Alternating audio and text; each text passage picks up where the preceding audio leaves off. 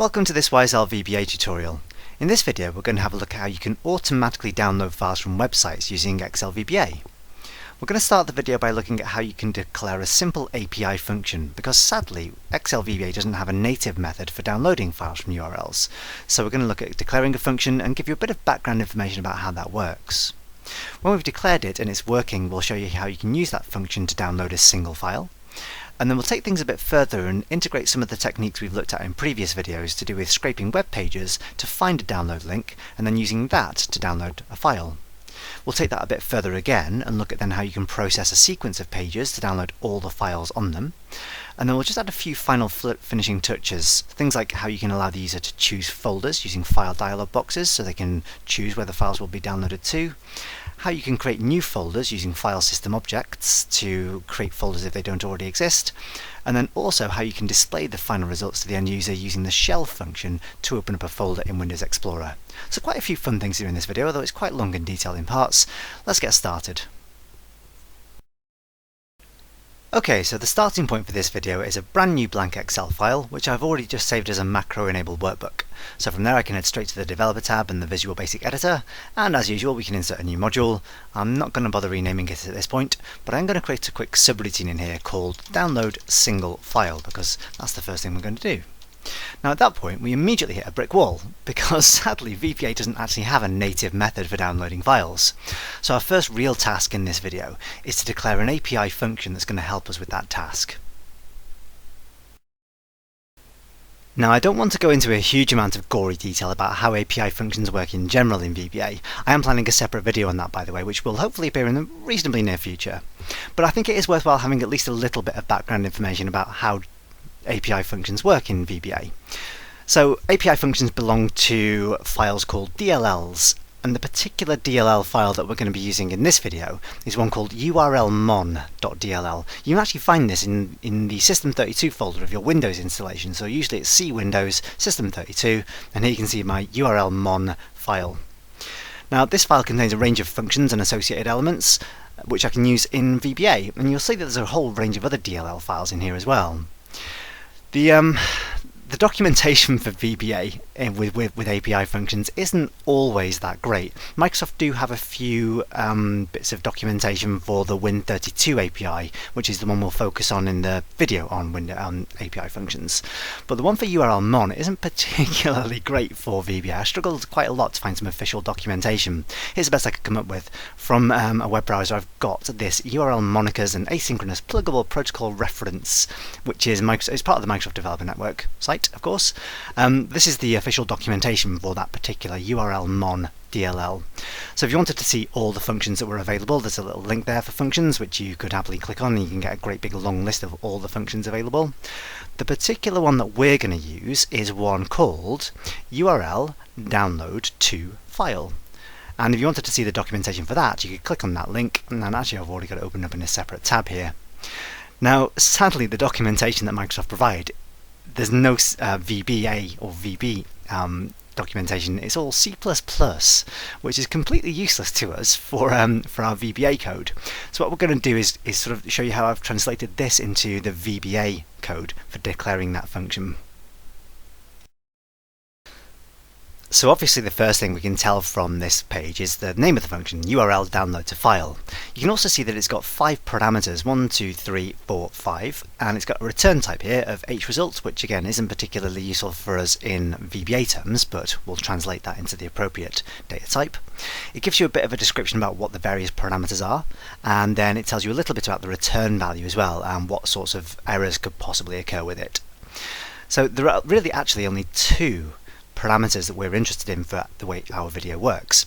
The first one is this one called szurl, which is the string that contains the URL to download, and then the second one is the file name, which is another string that tells it where to download the file to. Now to declare this function in VBA, what we're going to have to do first is, back in the VB editor, we need to declare functions outside of subroutines, so declarations for API functions can't belong to a subroutine. So at the top of the module, we're going to start with the word declare. You can optionally add the word private or public to the start of that, by the way, as well. By default they'll be public, but if you wanted to restrict it to just this module, you could say private declare. Then you can write the word function. I'll try and spell that properly. I've written it enough times, I should be able to do that. And then you can state the name of the function. Now, weirdly, the name of the function that you provide here doesn't have to match the name of the function as it's displayed on the page I've just shown you. It doesn't have to match the name of the function in the DLL. It's usually good practice to do that, and in this case I'm going to follow suit. So I'm going to say URL download to file. The next thing you have to do is state which library or which DLL the function belongs to, and you do that by adding a lib parameter to the declaration, and then in a set of double quotes state the name of the DLL that the function belongs to. So in this case it's nice and easy. We've just seen it's called urlmon. Now we can get away with just passing in the name of the file here because it belongs to the system32 folder. If you've got third-party DLLs you want to reference, then you have to state the full file name and folder path if they're not stored in system32. And technically at that point, that's actually all we have to do. I know we've got some parameters to declare as well, but imagining this function didn't have any parameters, all you'd have to do at that point is hit enter, and that's the declaration for that API function. The next thing we have to do isn't immediately obvious from the documentation, but we've declared a function called URL download to file, and I made a point of making sure that it matched the name that was given to us on the documentation page. But sneakily, that's not actually the name of the function as it exists in the DLL. If you scroll all the way down to the bottom of the documentation page, then right down at the very bottom you'll see the real names for the function, or functions in this case, that match URL download to file. So there are actually two separate versions, a W version and an A version. W stands for wide and is to do with Unicode strings, and A is for ANSI, which deals with Windows code page strings. I'm not going to go into any more detail than that. If you're interested, there's plenty of information available in pages like this one if you wanted to have a quick read of that page and then the follow-on material if you find yourself particularly bored one weekend maybe, or you just want to immerse yourself into how strings work in Windows. All you need to know is that the name of the function we're going to use in this video is URL download to file A. So we've got two choices for how we could declare that. We could either, back in the VB editor, we could say the actual real name of the function we want to declare, so URL download to file A, which means that when we're calling it in our other VBA subroutines, that's the name of the function we'd call. We'd literally say URL download to file A. Now if you prefer to have this a slightly more sensible name, you might not want to call it URL download to file at all. You might want to give it your own unique name.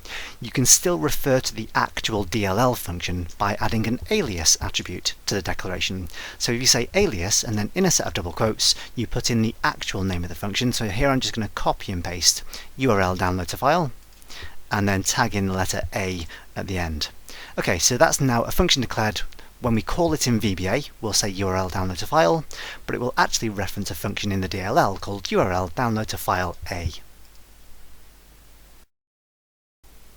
Okay, so next we have to deal with these 5 parameters that this function has. So let's just switch back to the documentation for the moment, and I'm going to scroll right up to the top of the page, and then I'm just going to copy paste the 5 parameters. So that I'm just going to copy this little section out of the code. I know that I can't use these data types, these are C++ data types, but this will just help us to remember the names of the parameters and assign the correct data types in VBA. So I'm just going to copy that to the clipboard, then head back to the VB editor, and I'd like to break these across multiple lines. So I'm going to use the space underscore continuation characters and then just paste those lines in just below. Now it'll all turn completely red, it'll look completely hideous at this point, but we'll solve the problems little bit by little bit. Next we'll need to deal with the data types for the 5 different parameters, because clearly the ones that are used at this point definitely aren't VBA data types. So the first parameter that I call pcaller, LP unknown is the name of the data type. LP crops up a lot in API functions. I believe it stands for long pointer. So if I have a quick look back at the documentation, you'll see stuff like that. If you look at the parameters section, you've got pcaller, a pointer to the controlling blah blah blah blah blah. You genuinely don't care about this at this point. Trust me, you don't care about this right now. The only 2 parameters we're really interested in here are the URL and the file name, the strings that represent the file we'll download and the file we'll save it as. For everything else, all the 3 of the other parameters, all we care about is that they have the correct data types assigned to them. That's important because if we don't assign the correct data types, then things tend to fall over. So for pointers, you can essentially convert those into long integers, so a 32-bit signed number. So if I go back to the VB editor, rather than calling this LP unknown as the data type, we're simply going to say pcaller as long. Now I'm assuming in this case that you're working with a 32-bit edition of Office. I'm going to talk about how you get this converted to a 64-bit edition shortly, but for now we're assuming a 32-bit edition. Go with it because it'll be nice and easy to convert into the 64-bit edition in a moment once we finish with this one. I'm going to put in the space underscore again to continue on the next line. Then the next thing we have to deal with here is LP CT string. So although it's a pointer LP, this is also a string, so it's character, I forget what the T stands for, apologies, str string. So we can take that away, and we know that we need to pass in the URL, which is, of course, it's going to be a string in VBA. So szurl as string. Strong, I've spelt it, there we go, as string, and then a space underscore to move on to the next one. Again, for the file name that we'll generate, that's going to be a string as well, of course, so we can assign a string data type to that. The D word stands for double word, I believe, which is an unsigned integer in C++. So again, for this one, it can just be assigned a long data type. DW reserved, I'm not even sure why they provide this to you. I'm not too familiar with C++, but I'm not sure why they provide you with this parameter, as it must have a value of 0 assigned to it anyway, and it's reserved, so it has to have 0 assigned. So if we just simply go back to the VB editor, and again we can say as long, and then the final one, LP bind status callback. That's certainly not a VBA data type, but again, LP long pointer, so we can convert that into a long integer. I've just forgotten the space underscore at the end of the previous line, let's just do that. So LP fncb long pointer function callback as long. Then the very final thing to do, just like any function in VBA, you should declare the return type. So in this case, the return type is also as long. So having done all that, if you were to click away from any of those lines, hopefully everything stopped being red and looks as though it's valid VBA code. One last thing we have to do now for each of the parameters is declare them by val. So you may remember from previous videos we talked about the difference between byref and byval. For the API function to work, we must declare these parameters by val. So I'm going to type that in once in front of the first parameter and then just copy and paste it in front of all the others, which is nice and easy because I've lined them all up so neatly. Then if I click away from that, that's all 5 parameters declared by val, so essentially that's a version of that function declared that will work happily for a 32-bit edition of Microsoft Office. Now what if you needed your function declaration to support a 64-bit edition of Office, either exclusively or alongside a 32-bit edition? Currently the main thing stopping this one from working in a 64-bit edition are the data types of the pointer parameters. These need to be converted into 64-bit integers. What I'm going to do to demonstrate this is just copy and paste the declaration, paste it in down below, and then I'm going to modify the top version of this. So if you were supporting Office 64-bit exclusively and you didn't need it to work for a 32-bit edition, what you could get away with is declaring your data types as, and I love the name of this data type, long. But sadly I can't do that in this example. Because I'm running a 32-bit edition of Office, that data type doesn't technically exist. Fortunately, Microsoft have provided a solution. They've got a data type now called long PTR, long pointer. And this is quite clever, because what we'll do is in a 32-bit system, it will work as a 32-bit number, but in a 64-bit system, it works as a 64-bit number, which is quite clever. So if we just do that for each of our parameters, now it's not always necessary to convert every single parameter into a long pointer. Some of them that could be stored as 32-bit numbers, so ones that aren't pointers, ones that are just numbers, some can avoid this. But in our case, just for safety's sake, I'm going to declare every single one of these as a long pointer. One more thing we have to do as well is make sure that the function is declared as pointer safe. So if I just say private declare ptr safe at the very top, this indicates to the code that this is a version that will work in both 32 and 64-bit editions. Now that we've got a version of the function that's going to work in both 32 and 64-bit editions of Office, what's the point in keeping this 32-bit only version around? The reason you might want to consider doing that is if you're still supporting versions of Office prior to 2010, because if that's the case, this version of the declaration won't work at all. So what we need to do is write some kind of conditional statement that checks if we're working in Office 2010 or later, declare this version of the function, otherwise declare this version. Now of course you'll probably know about if statements, but sadly you can't write a regular if statement outside of a procedure like a subroutine. What you can do, however, is add a kind of preprocessor directive to the top of your module. So what we're going to do is write a hash mark and then what looks very much like an if statement, and we're going to test the result of a constant that checks if we're running in VBA 7. So VBA 7 was the revision to the code base that was released in Office 2010. So if that's true, then I want to declare this version of the function. Otherwise, using an else clause, and again I've got to precede my else clause with a hash symbol, I want to declare this version of the function. Of course, then I've got to have my end if, but again that's got to be a preprocessor directive, so it's got to start with a hash symbol. But end if, and it looks to all intents and purposes like a regular if statement, just with the addition of the hash symbols. Now the good news is that we're done with the tedious, difficult work of declaring your functions, and this really is always the worst part of working with API functions. To be fair, in the real world, it's more likely that you'll be finding somewhere that you can just copy and paste these declarations from. And indeed, Microsoft do actually provide a document for VBA declarations for their common Windows functions. Sadly, this particular function isn't part of that document, which is why we've had to create it from scratch. So, now that we've actually got it created, we should be able to give it a quick test. So, in our download single file subroutine, what we're going to do is declare a couple of simple variables. Let's say dim file URL as string, and also dim destination file as string.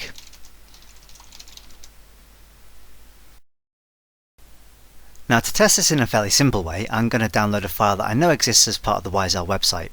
So I've already browsed to this in Internet Explorer, but it really doesn't matter which web browser you're using just for this particular part. In fact, you don't even need to download the same file, but I have picked this particular file for a specific reason. We're going to reuse it later on in the video. So at some point it is worthwhile coming to this particular page and then finding the link that says here. That's where you can download any files associated with the video. So what I'm going to do right at this point is right click on the link that says here, and I'm going to choose to copy the shortcut, then head back to the VB editor, and I'm going to say file URL equals, and then inside a set of double quotes, just paste in the URL that I've just copied. Okay, so now we need to specify where the file is going to be downloaded to. And to do that, I'm going to create a brand new folder somewhere on my machine. So in fact, I'm going to use my Open Windows Explorer window from down here. And I'm just going to browse back to the root of my C drive. And then let's create a brand new folder in here, which I'll just call, for the sake of demonstration, I'll call it VBA. What I now need to do is back in the VBA code, I need to say destination file equals, and then in some double quotes, C:\VBA. Now it's not sufficient just to enter the folder path itself, you need to enter a full file name and extension as well. So I'm going to say VBA / and then let's say something like, let's just call it VBA download.zip for now. Okay, so all that we have to do now is call our URL download to file function and pass in the two paths that we've entered here. So let's say URL download to file. And then we've got 5 parameters to fill in, but we need to make 3 of them simply equal to 0. So the pcaller parameter needs to be equal to 0. Then the second parameter is the URL of the file we're trying to download. That's file URL, followed by a comma. Then we've got to specify where we're downloading it to. That's nice and easy. That's destination file. And then 2 more zeros to fill in the values for the other 2 parameters. So, having simply done all that, all we need to do now is execute the code, and when we've done that, if I simply check back into my VBA folder, we ought to find that I've now got a downloaded zip file. Okay, so I'm just going to delete that file that I've downloaded at this point, and then head back to the VB editor. Just wanted to show you what will happen if I enter a URL that doesn't exist, or an invalid URL. If I just, for instance, change HTTP to HTTP, for instance, and then just run the subroutine again, I don't get any error messages or any indications that things haven't worked, but of course I won't end up with an output file. One simple way to check whether your file download has successfully started, if I just change HTTP to HTTP, you can check the result of this function. So if I say if URL download to file, and then I'll need to open and close a set of parentheses around the argument list, and then I can check if it is equal to 0, then that means that the file download will successfully have started. So I can say there something just for convenience, debug.print file download begun, or file download started, and then else, let's just debug.print again, and an end if, and instead I'll say debug.print file download not started. So not the most inventive thing in the world, but if I can just have a look in the VBA window at this point of the VBA folder, nothing in there. If I run the subroutine with the correct URL, I'll find, and if I then look in the immediate window, file download has started, and indeed it will have finished as well, hopefully. There it is. If I just delete that one again, and then let's just quickly go back and edit the URL so it doesn't make sense anymore, and then if I run that one again, it'll tell me file download not started, and of course I won't have got any output either. Checking to see whether the download is completed, there is a horrifically complicated way to do this, so far beyond the scope of this video I'm not even going to think about starting to talk about it. One other potential way you could do that is using some kind of file system object, checking if the file exists, but then of course you'd have to leave an appropriate amount of time to allow the download to complete. With a file like this, which is so small, it's not too big a deal, but for larger files that might be a little bit trickier. Anyway, for the time being we're just going to stay with this basic validation that checks that the file download has at least started. Let me just fix the URL back to the original, and that'll do for this little section. Okay, well now that we've established that the basic file download system is working, let's do something a bit more interesting with it. What we'll do next is create a subroutine that scrapes a single web page to try to find the video download link. So what we're going to do is use this same web page again, but what we're going to do, rather than point to the exact file URL, we're going to try to write some code that will find it in the page and then use that to download the file. So to make that work, we're going to use a technique that we've used in a previous video. In fact, it was in this one, Excel VBA Part 48, scraping multiple web pages. So that involves setting a reference to a couple of new object libraries. So back in the VB editor, what we'll do first is head up to the Tools menu and choose References. And then if we scroll down through the reference list, you're looking first of all for something called Microsoft HTML. So you find Microsoft HTML object library, and I've just gone past it, there it is. And then check the box next to that one, and then scroll down a little bit further and find Microsoft XML. So again, this is a couple of object libraries we declared or referenced in the previous video on this topic. So Microsoft XML. So go with the latest version that you have available. In my case it's XML version 6.0. So if I check that box and then click OK, we can now write a new subroutine. If I just get rid of the immediate window for the time being, a new subroutine that's going to load a web page first of all. So let's create a new sub called loadwebpage. Now we've used this technique in a couple of the previous videos, so I won't go into all the detail, but just to quickly go over the basics of creating an XML HTTP request. I'll start with a variable that can hold a new msxml2.xml XML HTTP 6.0. So in my case, I think I mentioned this in previous videos, depending on which version of the library you've referenced, that might be slightly different. It might just be XML HTTP, but go with whichever version you've referenced. What I'm also going to do is declare a variable which holds the URL of the web page. So I'm going to say dim vidpage URL. So we're going to start with that as a fixed point this time, as a string. I'll just make sure that's a capital L as well, otherwise I won't sleep tonight. There we go. And then what we're going to do is set vidpage URL equal to, and then I'm just going to go back to my web browser and copy and paste not the URL of the file itself this time, but of the overall page. So I'm just going to copy that from the address bar at the top, and then head back to the VB editor and paste it in to those double quotes. Next I can open the new request, so to do that I can say xmlrec.open. And the method I'm trying to apply is get. The URL I'm trying to apply is vidpage URL, and I don't want to let this happen asynchronously. I essentially want this request to wait until it's finished loading before it proceeds with the rest of the code. So I'm going to set the async parameter to false. Then I can say xml.send, which will send the request. Sorry, beg your pardon, xmlrec.send.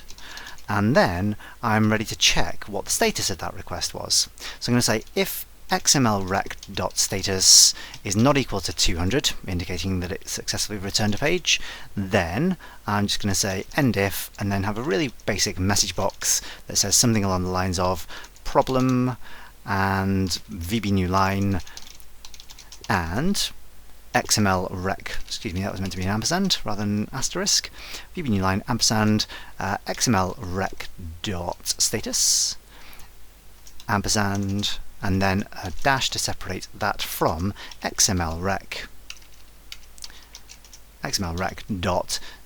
text. So if anything goes wrong, then at least we'll get some useful information about it. And then I'll also want to exit the subroutine at that point, and then we're basically at the point now where we can pass the result of that into a new procedure that's going to interpret it and scrape it to find the URL of the download file.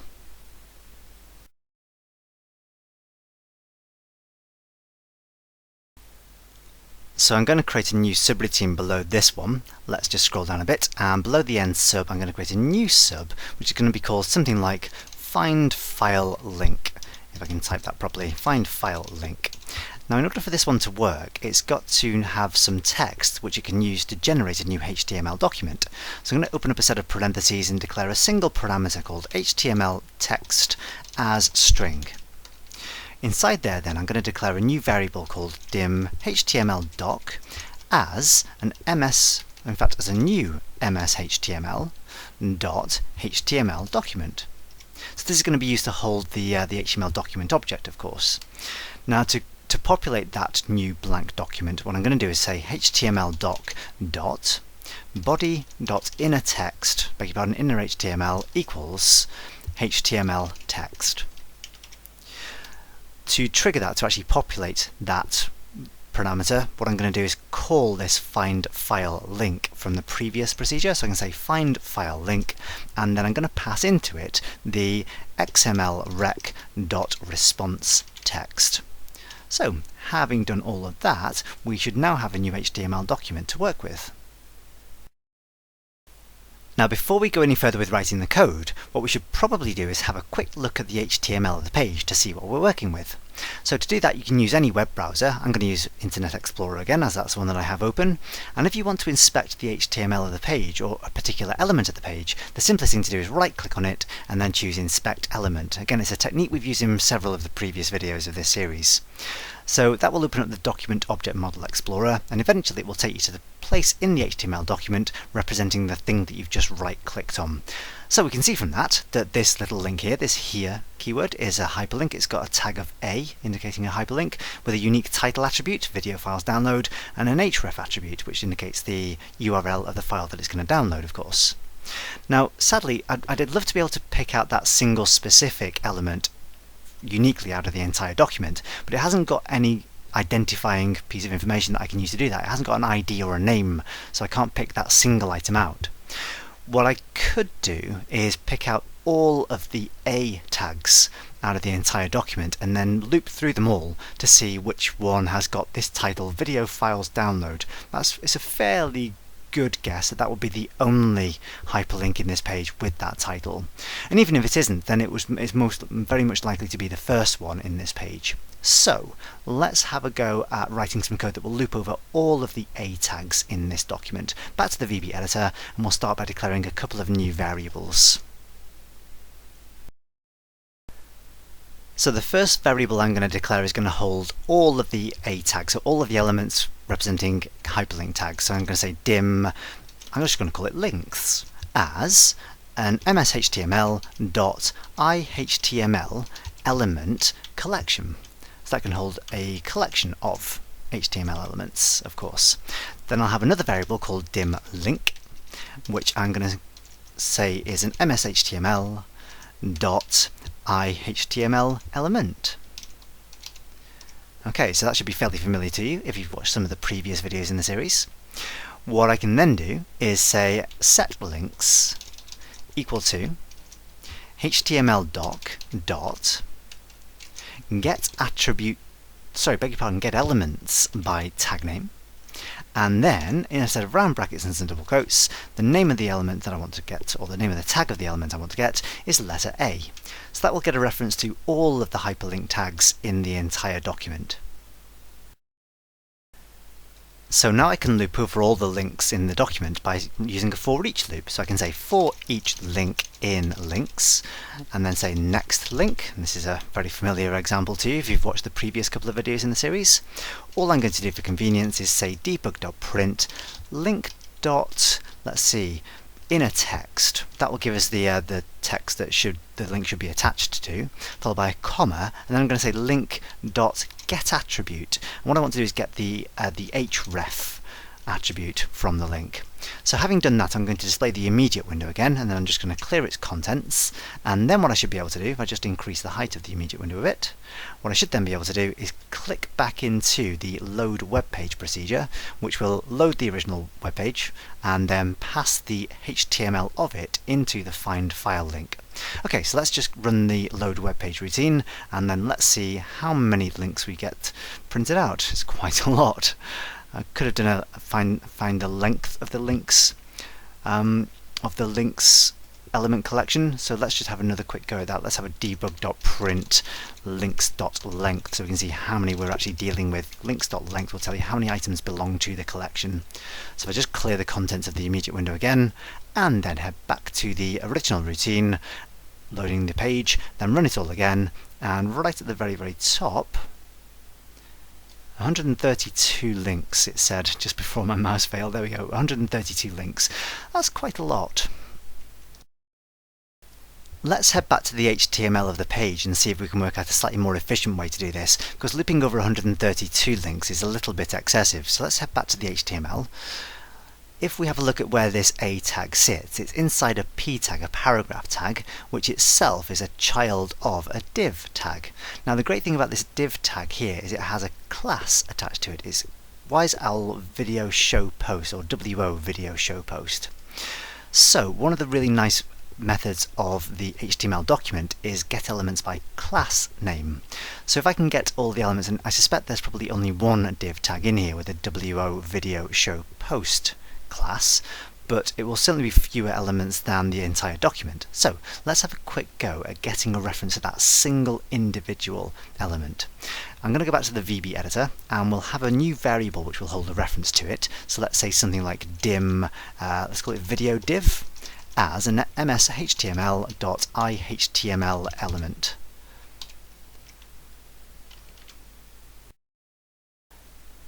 What we'll then do is immediately after we've loaded the HTML document, we're going to say set video div equals html doc dot get elements by class name, and then we need to pass in the name of the class that we've just seen, so it's WO video show post. Now of course that will return a collection of elements, which isn't necessarily what we want. Even if there was only one element in the collection, it would still return a collection, and I've declared the variables an HTML element, not a collection of those. So a neat little trick we can use is right at the end of the get elements by class name, we can open up a set of parentheses and refer to the first element in that collection. It's a zero-based index for the element collection, so if we enter a 0 in parentheses, that will return the first div tag, or the first element with that class into that variable. What I can now do is change which object or which element I'm applying this method to. So rather than trying to get all the A tags from the entire HTML document, I can instead just copy and paste video div and replace HTML doc. So what this will do is just get all the elements with an A tag inside that video div. So let me just clear the contents of the immediate window now, and then run the subroutine one more time, and we'll hopefully find we get a lot. So beg your pardon, I forgot to run the one above that one, the load page. Let's run the one above. We should find far fewer links, just 3 this time, so that's a much shorter loop to loop over. So we've certainly made this loop a lot more efficient, only looping over 3 elements rather than 132, of course. But we've still got the problem that we need to pick out the unique element that we're interested in. So one way we could uniquely identify that element is using its title attribute. So its title attribute has the text video files download. Now it's fairly likely that that's going to be unique amongst those 3 tags, so let's head back to the VB editor and see if we can test for that. So inside the for each loop we could write an if statement that checks if link.get attribute, open some parentheses and double quotes, title equals, then in some double quotes we can say video files download. Then we'll print out the information we've asked for previously. It's worth bearing in mind that string comparisons in VBA are of course case sensitive, so if you wanted to eliminate the possibility of getting that casing incorrect, we could replace the string with all lowercase text and then convert the result of the get attribute function to L case, or lowercase of course. And that will eliminate the possibility of getting things mixed up based on case. So we're debug.printing the inner text and the href attribute, and then say end if. And it's also worthwhile just adding one more little line of code inside the if statement. If we've established that the link we're looking at is the one that we want, it's pointless continuing with this for each loop to process the remaining links. So what I'm going to do here is say exit for, and what that will mean is that once we reach this line, after next link, it will mean that the link variable will hold a reference to the specific element that we're interested in. So let's just clear out the contents of the immediate window, and then let's go back up to the top, and what we're going to do is run the entire subroutine again, or pair of subroutines, and this time, although we're looping over 3 elements, we're only printing out information for one of them, and it happens to be exactly the one that we want. It's also worthwhile thinking about what happens if we get to the end of the loop and we haven't found the link for the file. It's certainly possible that some videos don't have a file to download that goes along with them. So one simplistic way to handle that would be to declare a new variable. Let's just say something like dim file link found as boolean.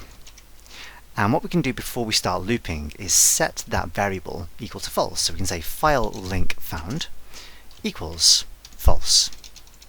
And then inside the loop, what we can do is, if we do establish that we have found the link for the file, before we exit the for, we can say file link found equals true. Finally, at the end of the loop, after we've finished looping through all of the possible tags, if we find that we haven't set the file link found variable to true, that means we haven't found the file, so we can check. If not, file link found, let me spell it properly, file link found, we can then simply say exit sub. So we can do that in a single line if. We could also debug.print, I suppose, to give us a bit more information. So rather than just exiting the sub, we could provide a bit of diagnostic information. Let's say debug.print file, no file for this video, something along those lines.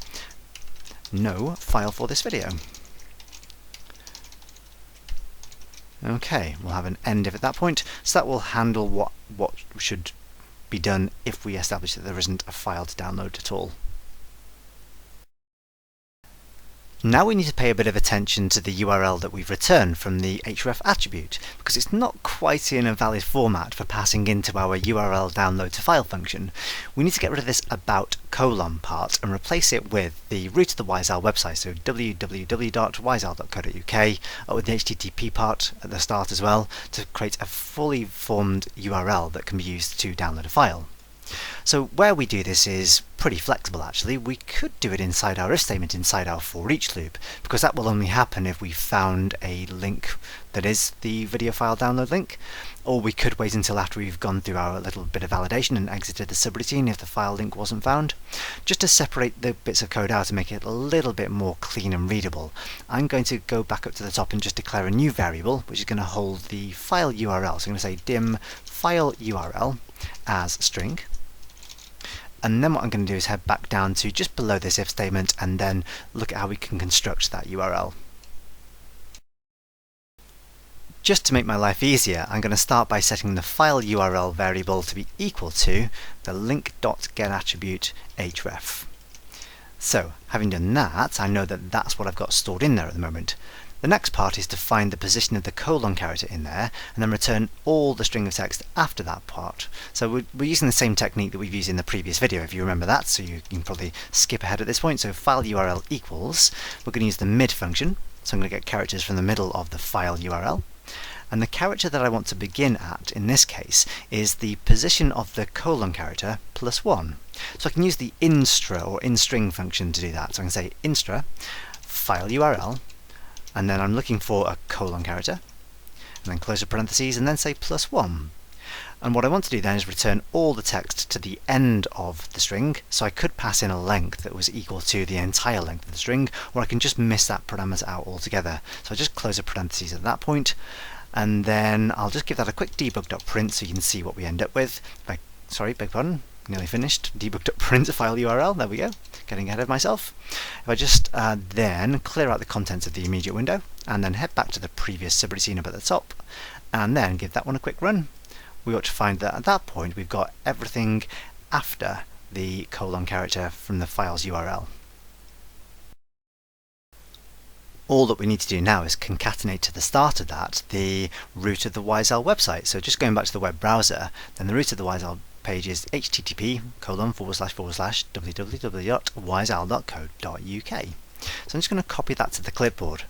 And I'm probably likely to use that part of the URL quite a lot in this system where I'm getting stuff from the ByVal website. So it might be worthwhile at this point scrolling back up to the top into the Declarations section of my module, and before I start any subroutines I can say, well, this isn't going to change, this is going to be a constant, so I'm going to declare a public const wall URL as string equals, and then inside a set of double quotes paste in that string.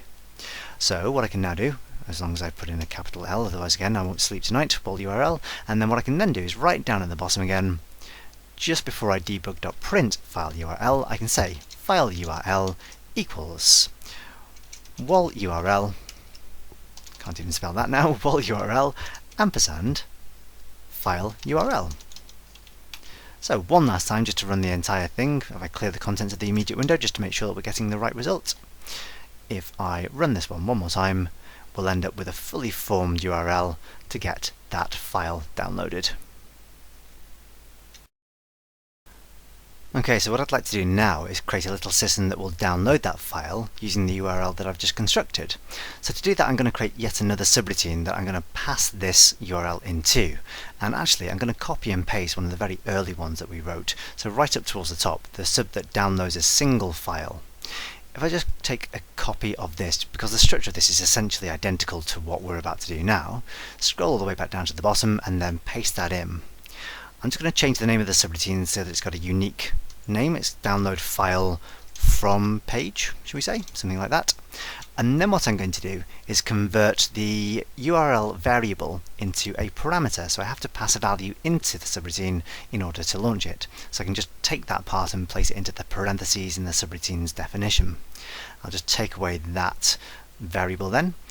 Now, in order to call this one from the previous routine, all I'll have to do is say download file from page, and then pass in the file URL that I've just constructed. And let me just comment out the debug.print statement. In fact, I'm going to go back up and comment out a couple of the debug.print statements so we don't fill up the immediate window with all sorts of junk. Now, there's a few things we'll have to do to the file URL that we passed in just to get the final right results, but just as a very quick simple test, let me just get rid of the line which tries to construct the file URL inside this subroutine, and then we'll spit out the destination file to the same VBA download.zip, so the same generic name as we had earlier on. We're still downloading the file URL. I'm downloading it to the destination file, so currently that folder should be empty.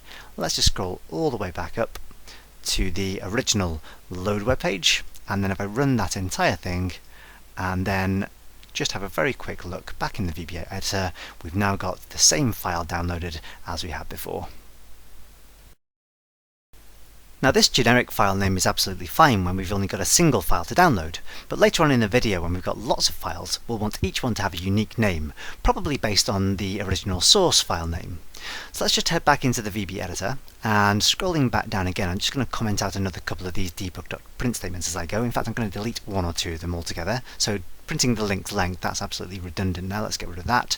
And I'm just going to get rid of the inner text and link attribute as well, so let's just comment that one out for the time being. I accidentally commented out the one that was an error message, so I'm going to bring that one back in. Excuse me, sorry about that.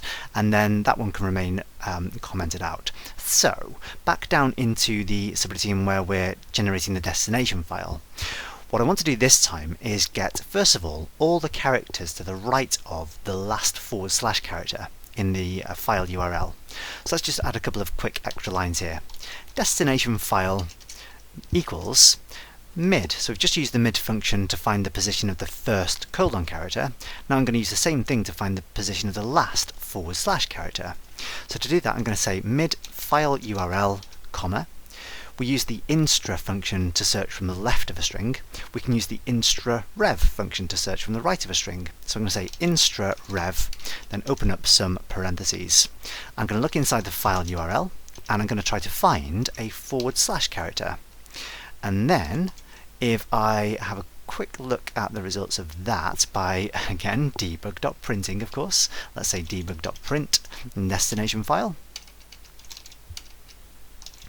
Get that right in a second. There we go. And give this one a quick run right from the very, very top. So let me just clear out the contents of the immediate window and then give this one a quick test. So there we go. So I've got everything to the right of the, or including the / character. Actually, that's quite important. Next job, I don't want my file name to contain these %20 symbols. I want them to be replaced with spaces. So once again, back down to the subroutine right down at the bottom. And what I'll then do is say destination file equals, and then I'm going to use the replace function to replace within the destination file any %20 character sequences, and I want to replace all of those with a space. So again, at that point, if I just clear the contents of the immediate window and head back up to the very, very top and then run this one more time, I will find that I've now got a file name that looks pretty sensible, and it's based on the unique file name from the web page. So all that remains is to concatenate to that the C VBA part. So let's just move the, in fact, let's just get rid of the debug.print statement altogether. And if I simply now say destination file equals C VBA ampersand destination file, that will give me the correct destination and sensible file name to download that file. So currently this folder should just have a whole bunch of overwritten copies of VBA download, but this time if I scroll all the way back up to the top and run the load web page routine one more time, I will hopefully find in the VBA folder I've now got a sensibly named file with spaces in place of those silly %20s. Now it's actually great that we've got this file downloaded, because this is the starting point for the next part of the video. So I'm going to get you to right click on the zip file and then choose extract all, which will just extract it to a new destination. I'm just going to uncheck the show extracted files box, and if I click the extract button, that will give me a new folder with the extracted version of the file. I can then double click into that folder and then double click into the folder in there, and then finally we've got a file in there called scraping multiple web pages. I'm going to give that a quick double click to open it, and I'll get a security warning about enabling macros. How well do you trust me? I'm going to click enable macros. I know that I wrote that one, so it's fairly safe. And then, having opened that, there's not much in the workbook itself, but in the VB editor there's a whole bunch of modules, or at least one module that's got some useful code in it. So if I have a quick look in the scraping multiple pages, there's a ton of stuff in here that essentially loops over a whole range of different video pages and prints out the name of each video and the URL of the page which contains the video. If you follow through with the video that we created, in which we built up this, you might have your own copy of this. If not, feel free to use the one that I've just downloaded here. What I'm then going to do is I want a copy of all this code in the project that I'm working on. So the simplest way by far to do that is just to click and drag module 1 from the scraping multiple pages project and simply drag that straight into the book 1 project. So I'll get a copy of that. It'll be renamed to have a unique name, so it gives it module 11, and then I can happily just close down the scraping multiple pages. This is really useful now because there's a whole bunch of code in this new module that we've just copied that we're going to use to essentially download every video file, every file associated with every video on the ByVal website video pages. Just to give you a quick idea about what this code does, first of all though, I'm going to close down the immediate window, head to this new module 11, and when that does open, I've got a sequence of subroutines. So get video page first of all, which essentially loops through the categories of videos on the ByVal video homepage. If I can just quickly show you that, in fact that might make sense. So if I go to the videos homepage, this loops through all the categories on the left hand side. And then for each one of those categories, what happens is it loads the page related to that category before moving on to the next procedure. So imagine we found the VBA category, it will go onto there first of all, and then the next procedure loops through all the videos on that page. And it does that with a little bit of extra code to handle if the page has paging controls. So right down at the bottom of the VBA videos page, there are some paging controls because there are so many VBA videos. So it loops through all of those, and then on each page that it goes to, it loops through all the little grey boxes. And for each of the little grey boxes, it copies out the name of the video that it links to, and also the href attribute for that link. And it ends up with a brand new worksheet for each individual video category. So just to give you a quick look at the results of that, we're in a workbook with a single blank worksheet currently.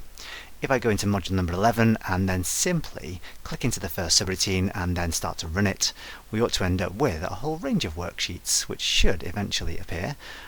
Quite slow at this point, but eventually we'll end up with a whole range of different worksheets. And if I go back into Excel, we'll see that each sheet contains a list of videos and URLs for each individual video category.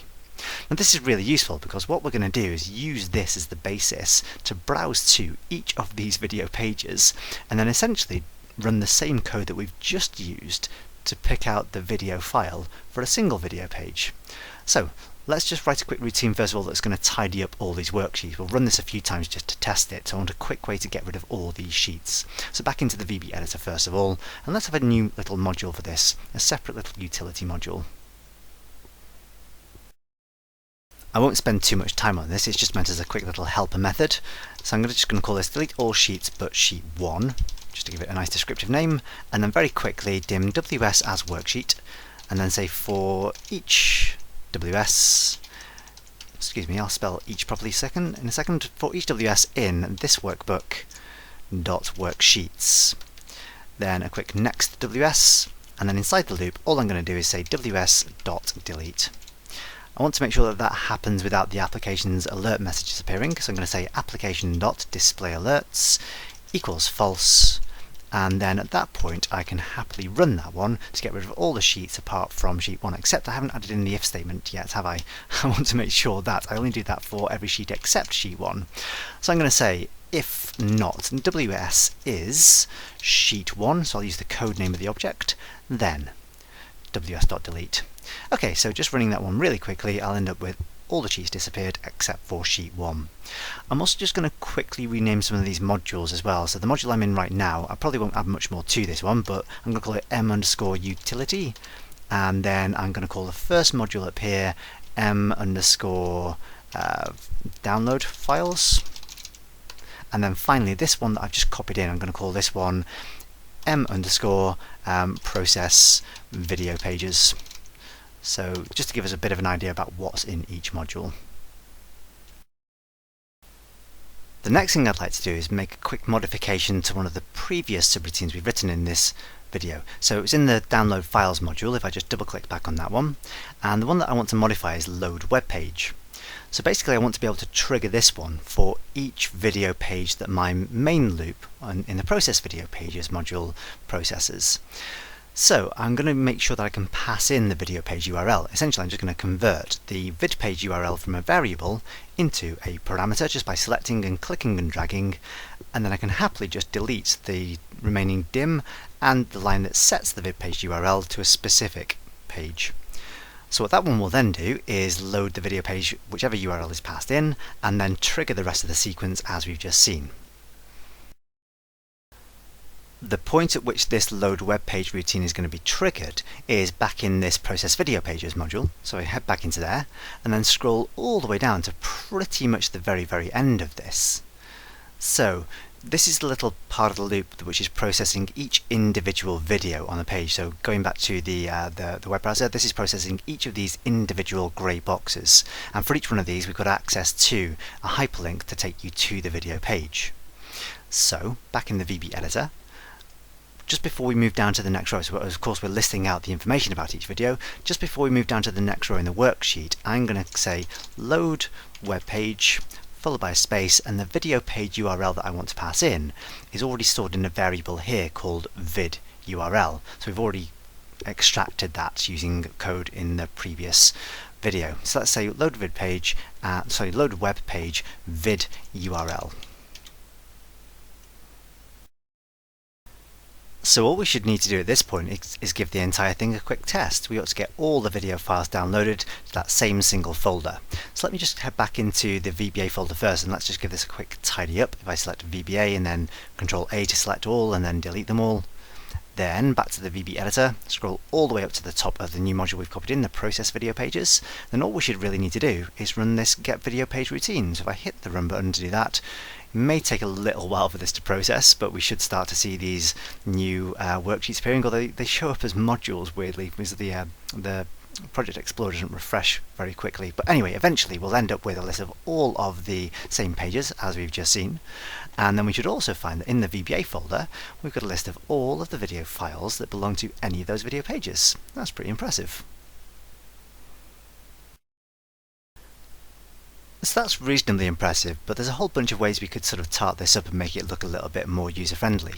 So first of all, let's just get rid of everything that's in this folder already. I'm going to press Control A to select everything and then hit delete, and then head back to the VB editor and back to my little utility module, and I'm just going to run my delete all but sheet 1 routine. And then what I'm going to do next is head back into the process video pages module, and right at the very top here what we're going to do is add a simple little controlling routine, so one that's going to be used to trigger off the whole process but with a few extra bells and whistles. A couple of nice additional things I'd like to be able to do are, one, to give the user the choice for which folder to download the files to, and second of all, inside that folder to create a separate subfolder for each video category.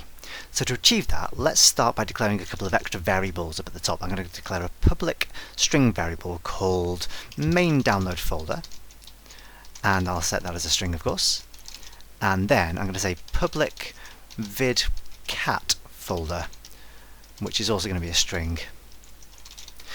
Then I'm going to create a main method that's going to control this entire process. So I'm going to say sub download wall video files, and then inside there I'm going to say main download folder. Just for the moment I'm going to say main download folder equals c:\VBA. So I'll just set it to that fixed folder path to begin with.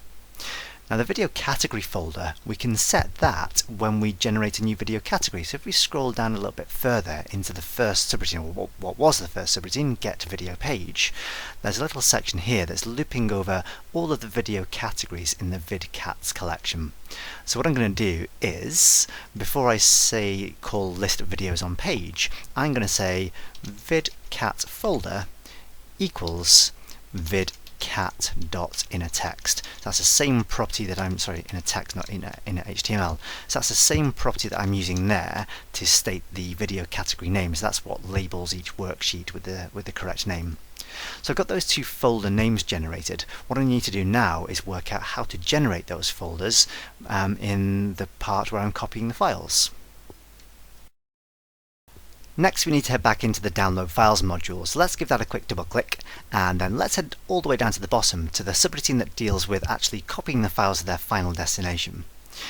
I'd like to have a separate variable to hold the destination folder path before we concatenate everything together. So let's say dim destination folder,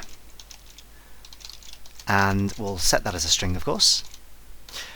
Then I'm just going to concatenate that out of its two component parts. So destination folder will be equal to main download folder ampersand a backslash ampersand the vidcat folder.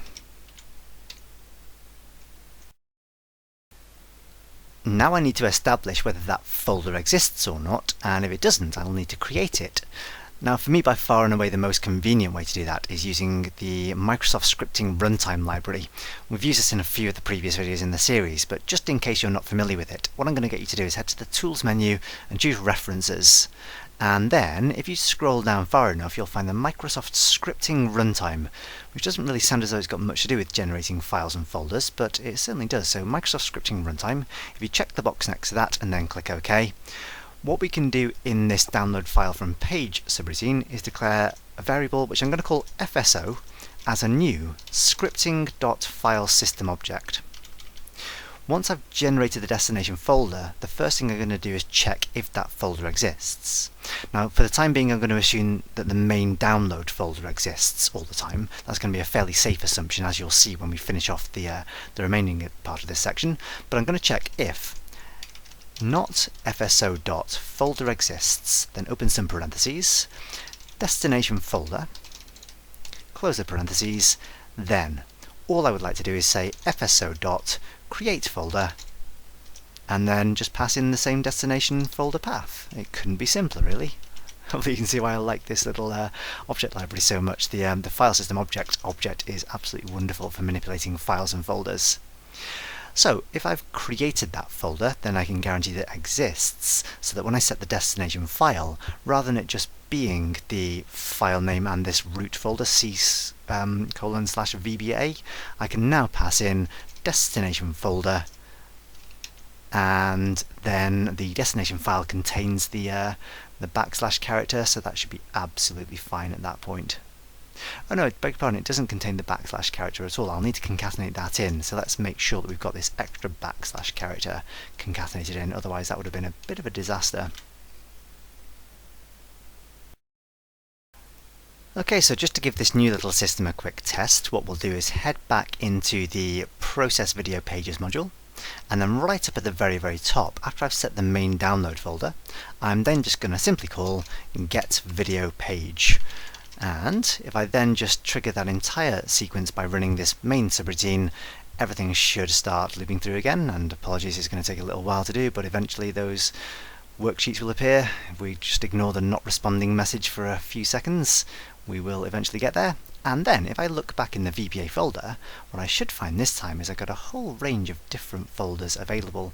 So you can see that I've got a folder for Excel VBA, a folder for Power BI tools, and a folder for VBA user forms, and so on and so on and so on. So each of the video pages that actually do have files to download have got their own separate folder to organize them a bit more neatly. So that's pretty cool as well. Let's just copy all these, or select all these and then just delete them again, and then there's a few extra little bits and bobs that I'd like to do to wrap up this video.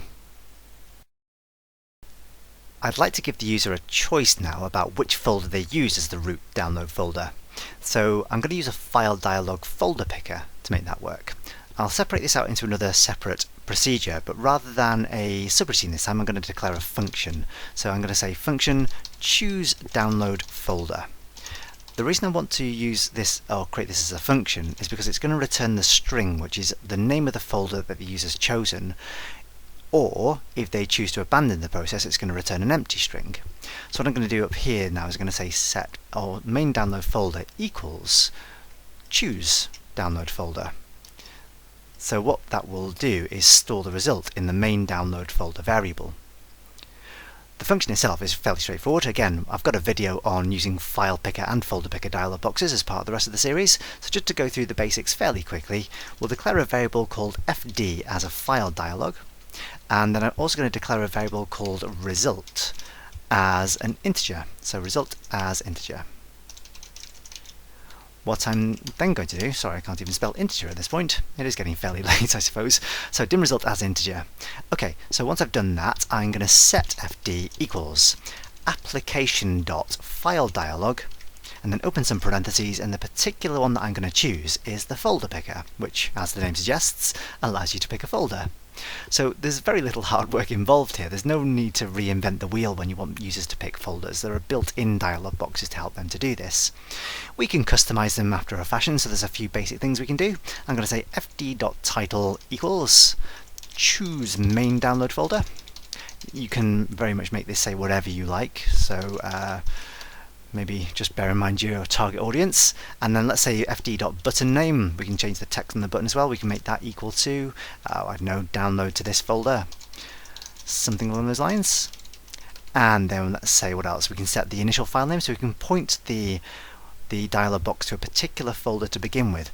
What's a nice thing to do here is point the dialog box to the user's downloads folder. So a neat way to do that is to use the environ function. So I say environ, open some parentheses and double quotes, and then refer to the user profile. That will give you the path to the root of the user profile folder, and then you can concatenate to the end of that any other folder you like. So it might be documents, for instance, so you could say, documents, or it could be, in this case, let's go for downloads, and then close the double quotes. What I then want to do is show the dialog box on screen, and I'd like to use that method to return the result as well, just so we can check what the user's picked. So I'm going to say result equals fd.show, so that will make it appear on screen. Then the user's got a choice of things they can do then. They can pick a folder and then click the select button or the main action button, or they could click cancel, or they could just close the dialog box down without picking anything at all. So if I'm going to say if result equals 0, so if they haven't picked anything and they cancel or they just close the dialog box, then what I'd like to do is say choose download folder equals an empty string and return that as the result. Else I would like to say choose download folder equals fd.selected items, and then this is a 1-based index, unlike the elements of HTML, which is a 0-based index. So selected items 1 will be the first item that the user has selected in the list. A folder picker only allows you to select one item anyway, so that's the only thing we could go with here. Then I'll say end if, and that will return the correct result back up to the main download folder variable. Okay, so all we should do now at this point is check what the result of that method was. So rather than saying just get video page, we'll check if main download folder equals an empty string, then we should probably have a message box that says, no, you didn't pick a download folder, something like that. And then something like, download folder, beg your pardon. Let's have a VB exclamation symbol on there as well. And then we can make sure we exit the sub so that we don't trigger the rest of the sequence. Okay, so just to give that a really quick test, let's just run this main subroutine and we'll see the folder picker pops up. And if I do click cancel or just close down the dialog box, then it says I didn't pick a download folder, so nothing happens. I'll just quickly tidy up again from the utility routine. Let's just go back and run delete all sheets but sheet 1, then back to process web pages, and if I just run this subroutine one more time, and I will indeed pick a sensible folder this time. Let's go back to the root of my C drive, and I'm going to pick my, my VBA folder again, why not, and then click download to this folder, and then the whole process goes round again. And sorry to make you sit through it one more time, but we're nearly there. We're going to just add one last final little flourish just to avoid having to open up this folder ourselves. So having done that, we've got all the same files in there again. I'll just select and delete them one more time, and then let's just add one final line of code right to the very end of our subroutine. Just as one final flourish then, what we're going to do is add a line of code that opens up the main download folder after everything has finished downloading. So I'm just going to manually close down the VBA folder, and I'll never have to reopen that one again. And then right at the bottom of the main subroutine here that triggers the entire process, we're going to use the shell function. Now the shell function just lets you put in the name of an executable program that you'd like to run. So the one that we're going to use in this case is going to be Explorer. So that's the name of the program, .exe. And then I'd like to concatenate to the end of that the path of my main download folder. So I'm going to say ampersand main download folder, and then I'm going to type in a comma, and there's an extra parameter you can use to specify how the window appears. I'm going to say VB normal focus, which will bring it into focus, or bring it to the front. So having done all that, let me just tidy up one more time back in the utility routine and get rid of all my sheets, go back to the process web pages module, give it a quick save, and run the main subroutine from scratch. Choose a download folder. Let's stick it back on, of course, that same VBA folder. Do feel free to choose a different folder each time, by the way, if you just want to test that that works. And then once again, it's going to go round and round and round, and hopefully it won't take too long. I shouldn't have uploaded so many files and made so many fantastic videos, should I? Sorry about that. There we go, finally we get the VBA folder opened up showing us all the files we've downloaded. So hopefully if you're following this video through, you're going to see some somewhat more folders than that over the course of time. We're going to get more files uploaded, and of course more videos uploaded in different categories as well. But hopefully that's given you a decent insight into how you can get files downloaded from web pages. It ended up being quite a small part of the video, didn't it, the downloading part? A lot of that was to do with processing web pages and a bit more web scraping techniques. The downloading files part is pretty straightforward as long as you've got this declaration for the URL download to file function, and from this point on, if you've written it out once, you'll never have to write it out ever again. Just copy and paste it. Please don't try to write it all out again from scratch every single time. Anyway, hopefully that's given you a few ideas for some useful things you can apply those techniques to. Thanks for sitting through this one. See you next time. If you like what you've seen here, why not head over to the ByVal website, where you can find loads more free resources, including these videos, some written blogs and tutorials, and even some exercises that you can download to practice your skills. Thanks for watching, see you next time.